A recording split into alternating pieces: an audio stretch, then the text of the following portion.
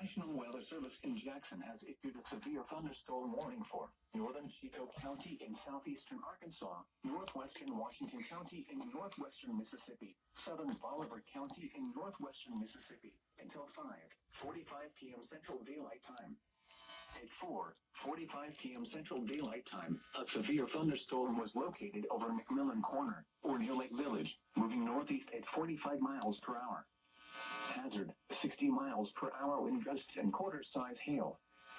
Source, radar indicated. Impact, hail damage to vehicles is expected. Expect wind damage to roofs, siding, and trees. This severe thunderstorm will be near Greenville, Metcalfe, Winterville, and Lamont around 5:05 p.m. Central Daylight Time.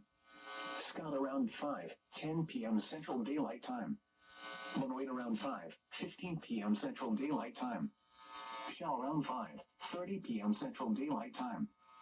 Cleveland and Boyle around 5:35 p.m. Central Daylight Time. Renova around 5:40 p.m. Central Daylight Time.